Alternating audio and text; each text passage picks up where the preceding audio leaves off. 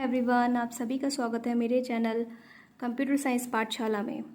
तो आज हम जानेंगे कंप्यूटर के कुछ फंक्शनल कंपोनेंट्स के बारे में और उन कंपोनेंट्स की क्या फंक्शनैलिटी है, किस तरीके से वो फंक्शन करते हैं, इन सब के बारे में आज हम डिस्कस करेंगे। तो you all know what is computer.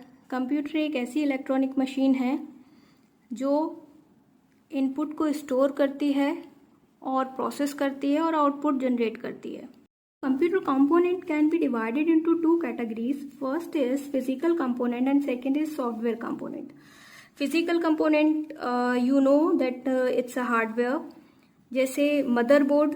Motherboard what is it? Basically it is a circuit board in which CPU, that is central processing unit, graphics processing unit, memory devices, all are embedded. Joysticks क्या है? आपने देखा होगा, एक equipment होता है जो कि कर्सर के मूवमेंट को कंट्रोल करता है। जैसे इसका यूज जनरली गेमिंग एप्लीकेशन में होता है और ग्राफिक्स एप्लीकेशन में होता है। This is software component. What is it? Software basically is a set of program or instructions that enables computer to do some specific task. What is the example of software? That is system software. System software means operating system को ही हम system software बोलते हैं। Operating system Windows या iPhone, iOS, iPhone operating system या फिर Android, ये example हैं operating system के। मैनी एप्लीकेशंस हैं लाइक आपका व्हाट्सएप एक एप्लीकेशन है, ये भी एक सॉफ्टवेयर है, telegrams, Facebook light etc. Both components are integrated, then computer is able to provide some functionality to its user. Computer system work करता है इस बेसिस पे कि एक इनपुट दिया जाएगा इनपुट डिवाइस के थ्रू, वो प्रोसेस होगा सीपीयू के थ्रू एंड आउटपुट जनरेट होगा आउटपुट डिवाइसेस के थ्रू। तो इस प्रिंसिपल, यही प्रिंसिपल है कंप्यूटर के वर्क करने का। अब प्रोसेस होगा, ये प्रोसेस कौन करेगा? वो करेगा सीपीयू। सीपीयू के पास तीन पार्ट्स होते हैं, that is first one is memory, second one is arithmetic and logic unit and third one is control unit. Memory क्या करती है? वो डेटा को होल्ड करती है जो कि सीपीयू को चाहिए। Hold the data which CPU wants. ALU, जो भी आपके पास इंस्ट्रक्शंस हैं या डेटा है, उस इंस्ट्रक्शंस को एग्जीक्यूट करने का काम एएलयू का है। एएलयू बेसिकली अर्थमेटिक ऑपरेशन को परफॉर्म करती है और लॉजिकल ऑपरेशन को परफॉर्म करती है। तो एएलयू का काम किसी भी इंस्ट्रक्शंस को एग्जीक्यूट करने का है। अर्थमेटिक ऑपरेशन जैसे plus, minus, multiplication, division. Logical operation जैसे less than, greater than, equals to, less than, equals to, greater than, equals to and so on. What is control unit? Control unit का काम है सारे input output process को manage करना। जैसे एक instruction execute हुआ और उसका रिजल्ट अब राइट बैक होना है मेमोरी में, क्योंकि जब आप मेमोरी से सीपीयू पर कोई भी टास्क को भेजते हैं, सीपीयू उसे एग्जीक्यूट करता है एएलयू के थ्रू और फिर वापस उसका रिजल्ट राइट बैक होता है मेमोरी में। तो कंट्रोल यूनिट इस चीज को मैनेज करती है कि कौन सा रिजल्ट मेमोरी में एक्सेस होगा, क्या इंस्ट्रक्शन सिक्वेंशियली एक्सेस होंगे मेमोरी में या एक प्रायोरिटी के बेसिस पे एक्सेस होंगे मेमोरी में। तो इन सारी टास्क को मैनेज करना वो कंट्रोल यूनिट का काम है। This is a block diagram of computer component and its function. किस तरीके से ये कंपोनेंट फंक्शन करते हैं। ये इनपुट है जो कि इनपुट डिवाइसेस के थ्रू दिया जा रहा है, आउटपुट डिवाइस के थ्रू जनरेट हो रहा है। किस तरीके से इनपुट जाता है मेन मेमोरी में और किस तरीके से सीपीयू एग्जीक्यूट करता है, डायग्राम को समझते हैं कि कंप्यूटर के फंक्शन किस तरीके, कंप्यूटर के कंपोनेंट्स किस तरीके से फंक्शन करते हैं। तो सपोज मैं एक एग्जाम्पल ले लेती हूँ, मुझे 1 + 2 का एडिशन करना है। 1 is a operand value and 2 is a another operand value, and addition is a instruction here,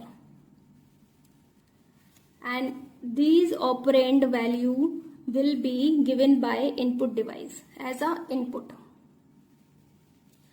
अब ये इनपुट जो है वो यूजर के थ्रू दिया जाएगा और ये स्टोर होगा सबसे पहले सेकेंडरी स्टोरेज में। सेकेंडरी स्टोरेज से ये जो इनपुट है या डेटा है वो बिट की फॉर्म में ट्रांसफर होगा। कहाँ होगा? मेन मेमोरी में। मेन मेमोरी में transfer, main memory is a primary memory, and यहां से डेटा फैच होगा कहाँ? कैश में। कैश एक ऐसी मेमोरी है जो कि फास्टेस्ट मेमोरी है और सीपीयू के नियरेस्ट होती है। जो भी डेटा सीपीयू को नीडेड है वो सबसे पहले सर्च करता है अपने कैश में या अपनी नियरेस्ट मेमोरी में। अगर नियरेस्ट मेमोरी में अवेलेबल नहीं है तो फिर वो डिमांड करता है मेन मेमोरी से कैश में डेटा को ट्रांसफर करने की। अब यहाँ कैश से डेटा जाएगा एग्जीक्यूशन के लिए कहाँ पे? सीपीयू पर। सीपीयू में 3 कंपोनेंट होते हैं। पहला कंपोनेंट होता है मेमोरी, दूसरा कंपोनेंट होता है एएलयू, तीसरा कंपोनेंट होता है कंट्रोल यूनिट। मेमोरी, यहाँ सीपीयू में रजिस्टर एम्बेडेड होते हैं, दैट इज अ मेमोरी, और that is a smallest memory, that is called register. कुछ एमबीज में ही डेटा होता है यहाँ पे। तो सीपीयू सबसे पहले अपनी मेमोरी में ही सर्च करता है, जो भी सीपीयू को डेटा नीड है, डेटा की नीड है, उस डेटा को वो अपनी मेमोरी में चेक करता है जो कि सीपीयू के पास है। अब जो डेटा इनपुट किया है वो कैश से फैच होके मेमोरी में एनकोड होगा। यहाँ एनकोड हुआ ऑपरेंड वैल्यू, मान लीजिए R1 में 1 एनकोड हुई, R2 में 2 एनकोड हुई, R3 में क्या स्टोर होगा? इंस्ट्रक्शन स्टोर हुआ है। अब डेटा जो है वो ये इंस्ट्रक्शन और डेटा एएलयू में जाएंगे और एग्जीक्यूट होगा result arithmetic and logical unit के थ्रू। जब रिजल्ट एग्जीक्यूट हुआ तो ये स्टोर हो गया मान लीजिए R3 में। अब इस रिजल्ट को अब आपको यूजर तक पहुंचाना है, तो ये बेसिकली टास्क जो हो रही है वो बैकएंड पे हो रही है।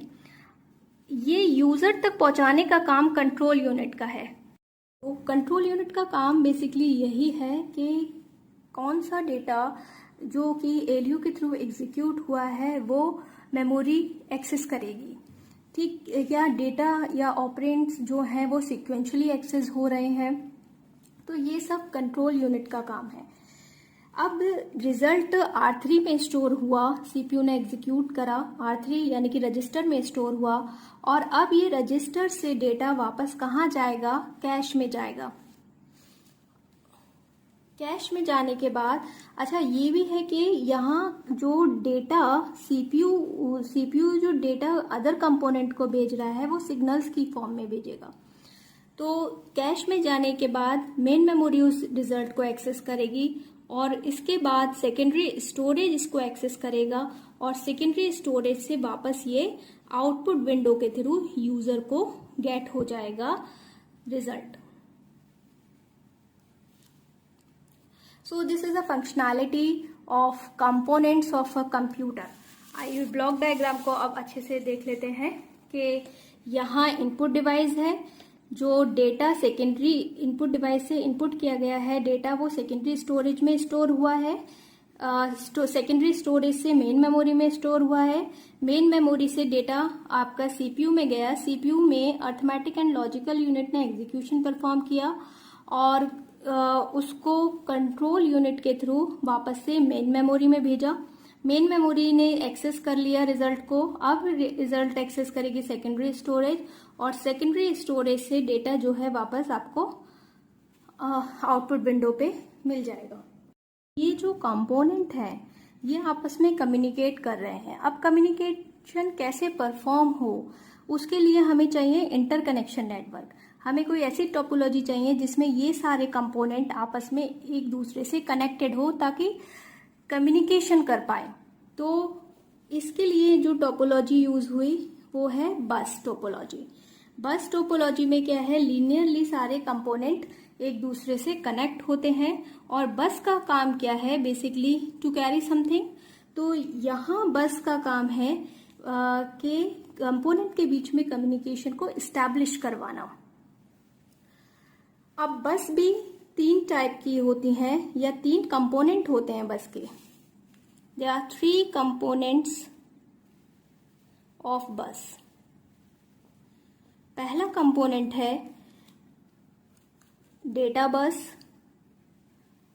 दूसरा कंपोनेंट है एड्रेस बस और तीसरा कंपोनेंट है that is control bus. What are these?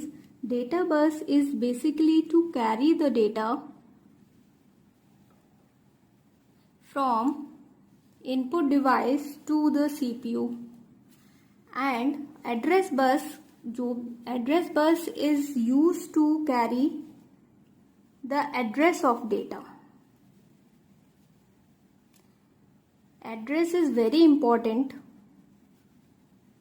because जो भी सीपीयू को डेटा चाहिए सबसे पहले वो कैश में या अपनी मेमोरी में एड्रेस को फाइंड करता है। तो address bus is basically use to carry the address of the data and control bus basically control the signal from the processor to other component. तो कंट्रोल बस किन के बीच में होती है, जब सीपीयू को डेटा या सीपीयू से मेमोरी डेटा को एक्सेस कर रही होती है या सीपीयू को डेटा मेन मेमोरी में वापस से भेजना होता है, तब यहाँ पे कंट्रोल बस इंटरकनेक्शन जो नेटवर्क यूज होता है वो होता है control bus. So these are the 3 components of bus. This is all about the today's lecture. Means today we have discussed the functional components of the computer and its functionality, and also we have discussed the interconnection network. What is the network that is used in the interconnection that is used for the communication, and there are lots of interconnection network, जैसे आपका बस topology हो गई या फिर आपकी mesh topology हो गई या फिर आपका रिंग टोपोलॉजी हो गई। तो कई सारे इंटरकनेक्शन नेटवर्क है, लेकिन आपके सिलेबस में सिर्फ बस टोपोलॉजी के बारे में दे रखा है जिसके थ्रू डिवाइसेस या फिर कंपोनेंट के बीच में कम्युनिकेशन इस्टेब्लिश करा रहे हैं। तो नेक्स्ट लेक्चर के नोटिफिकेशन के लिए मेरा चैनल को सब्सक्राइब करें, लाइक करें, शेयर करें। Thank you so much.